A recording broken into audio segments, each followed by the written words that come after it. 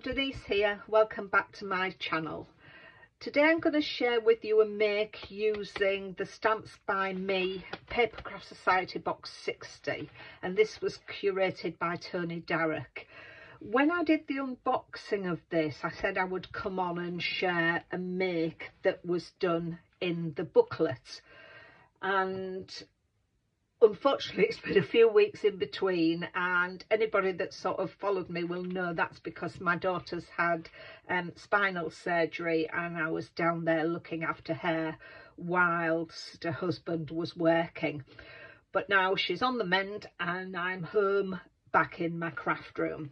So let's do what I said I was going to do. The card that I'm going to do is this envelope box card. In the booklet we was told there is a download for the template, and this is what the download is. So there's the box and the front panel. So all you need to do is cut around this template, both of these templates, and that's what I did. And in true Blue Peter fashion, here's one I did earlier. So this is what we get when we cut out our box template. We then take a piece of card, and I'm using its little cardstock, and I'm sure there's a lot of you out there like me just wait for when Lidl come and refill their shelves. And what you need to do is set it onto your card and then just draw around it with a pencil. The same with the envelope top, which I've put up there. So we just need to, if you want to stick that down with some removable tape just so it doesn't move, you can do, but you just need to draw round this template. And when you've done it, again, Blue Peter style, here's what you will get. So what I actually did when I'd done it was lay it, that's what you get. So then I just popped it into my scoreboard, and you get the markers here. So you're scoring at 1/2 inch, and then this needs to be 1 inch gap. So then you're scoring at 1.5 inches.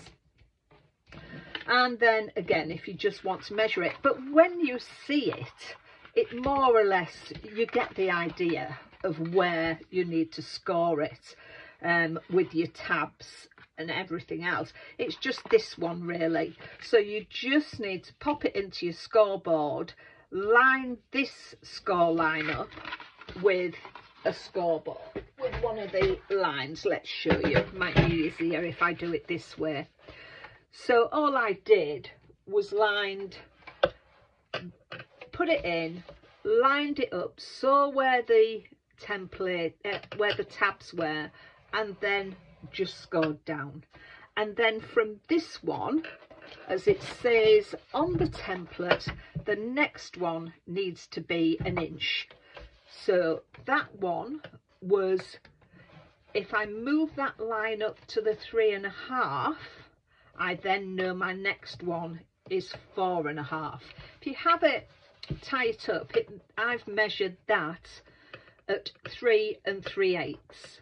So you're really going to 4 3/8 to do that one. If it makes it easier for you to work out from your 1/2 inches. So that's them two. And then, don't know if you can see that on camera, put it up at the top. You've got 1/2 inch there, 1.5, and then if it's easier for you to do, turn it around, 1/2 inch, 1.5. So that gives you your box. Just pop that out the way, and then all you need to do then is use your bone folder just to burnish all the marks. And when you put that together, that is what you get. So you would bring those in, glue them down onto there, and then glue that down onto there. You've then got your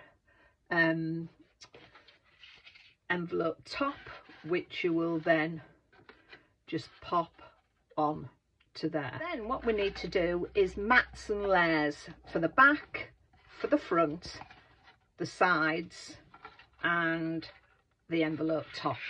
So the sides are easy. The papers you need on there are 3/4 by 3, and you will need 2 of those. This little bit is a little bit more difficult. Well, not difficult, but you will need, in order to get my border around here, so I've got a nice border, I've taken a piece of paper that measures 6.5 by 4 5/8, and this was my template I worked on, so I'll show you how I got those measurements. So 6.5 by 4 5/8. Across the top, this measures 4 5/8, just over. So I needed to come in 2 3/8 and put a marker there. Coming up from the bottom, I needed to measure 4 1/4 and put a mark there. And the same on this side, 4 1/4 and a little pencil mark. And then to make it easy, if you want to do that, you just then need to run a pencil line between those 2 markers. And then that looks a bit odd. I don't know, come up 4 1/4. And I've come up 4 1/4 on there. It looked a bit skew-whiff, but it isn't. So then we cut along that paper line, that pencil line, sorry, and that gives us our template for the back. And there, obviously you'd be doing it in pattern paper, which I have done, and that is my patterned paper on there, which will go on there. The next one is the front, and for this I took a piece of paper measuring 4 1/2 by 3. I then had to find the centre mark, and the centre mark, 4 1/2 by 3, is 2 1/4. So I've marked at 2 1/4 at the top and 2 1/4 at the bottom. I've then run a pencil mark down there. If you're doing this on your papers, you could do it on the reverse, so you're not seeing the pencil marks, or rub out your pencil marks once you've finished. I then needed to come up from the bottom 1 5/8 and make a pencil mark, and then from the corner of the paper down to that 1 5/8 marker, run a pencil line up there. And again, as I said earlier, this can be done on the back of your patterned paper. So then I just needed to cut down there to there, and then the same along there, and that gave me my mat for there. And this is what I've done with this one. So I've got my mat there. And then the next one is just this one. So I took a piece of paper that measured 2 1/8 by 4 5/8. Again, my top mark needed to be at 2 3/8, and then coming up from the bottom it needed to be 7/8. 7/8 and a mark, 7/8 and a mark, and again we run our pencil line between the two marks and cut off there the lines, and then we have our mat for the envelope top, which I've done in my pattern paper, and there we have that. So that'll go there and that will go along there. We have our pattern papers.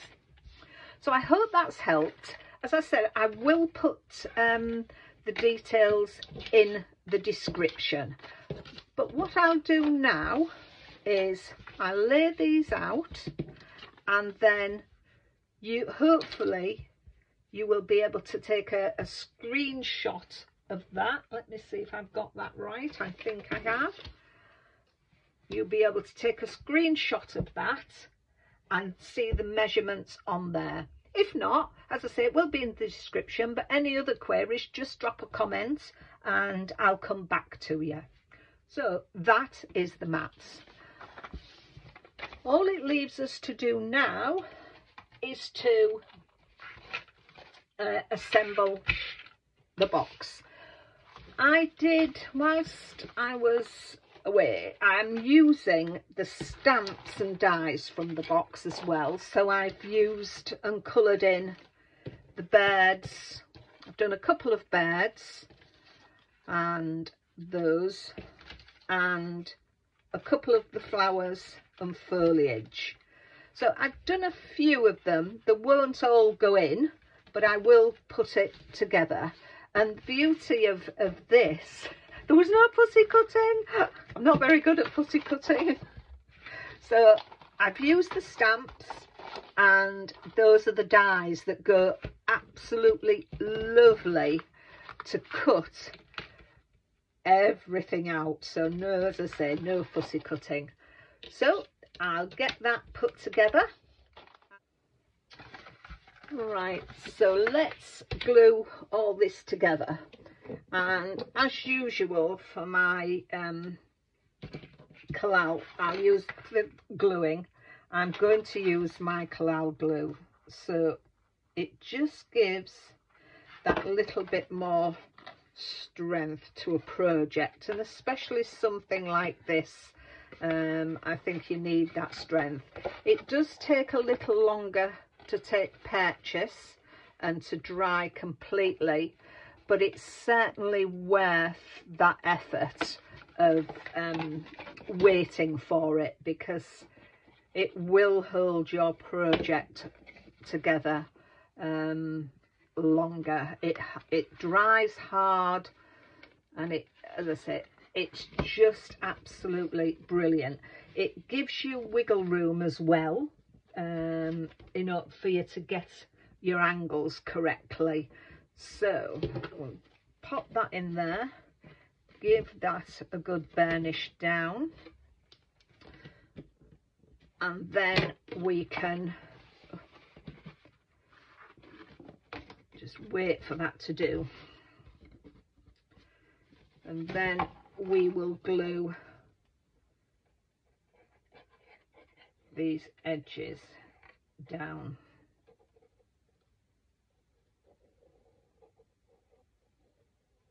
There we are, and we'll bring that one up there, making sure our angles are right, and the same with that one.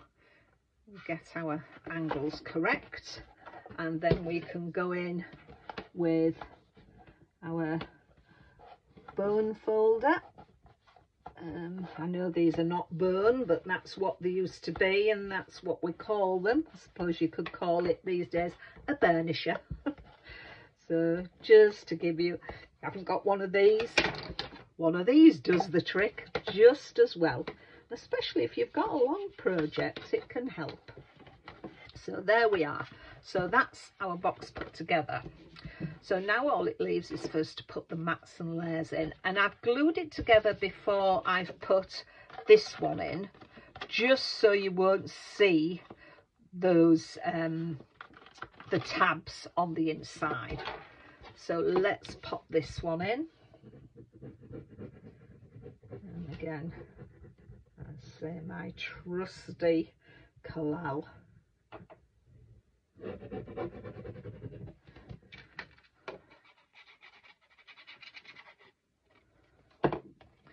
I do like, I don't think I've ever done, oh, I think I maybe did years ago. I did something like this, an envelope card, but it's a long time since I've done one, and I do like giving myself a little bit of a challenge, and I hope seeing me do this has given you an inspiration to have a go yourself. And I discovered when I was looking at the project in the booklet, I was doing that way, and we need it to be there. But first of all, let's get this up, because what happens is that goes on there, and then that, so that does look more like an envelope than I was doing it. So it as I say, it gives you some nice ideas in this booklet, and it puts you right when you go wrong. So I do like following one of the main designs, because it does make things easier. You can adapt it to your own. Once you've done one of these, you maybe want to do one in a different size. So, you know, you've got the basics there, and then you can adapt it to another side if you so wished.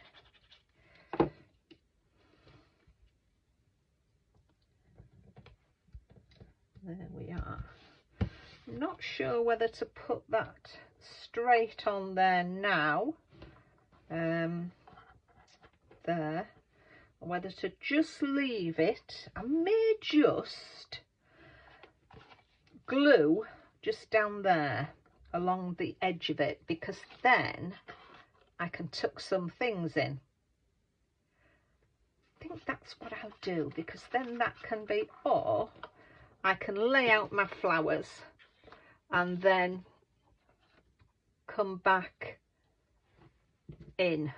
So let me have a play around, and I'll come back and we can see the finished card. So I'll be back shortly. So here's the finished card, envelope box.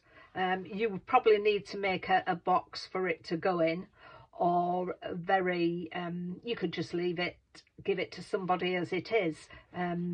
I've done a have a beautiful day sentiment, which I always feel it doesn't necessarily need to be a birthday. You could be just giving it and say, there you are, just to give somebody a smile.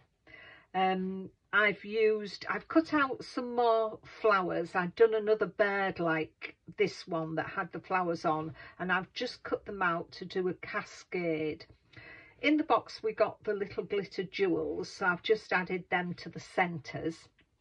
I've put some accent glaze on the eyes just to make them shine. And then in my stash I have some water droplets. Whenever I do a flower card, I always like to see the water droplets on them. So there we have the finished product. I hope this video has been some help to you in putting these types of card together. As I said before, I will leave the measurements in the description, but if you've got any queries, just leave me a comment. If you do like the video, I'd love it if you'd give me a thumbs up, and if you are not already one of my lovely subscribers, if you would like to consider subscribing to the channel, I'd be really grateful. So until the next time, take care of yourselves, and I'll see you soon. Bye bye for now.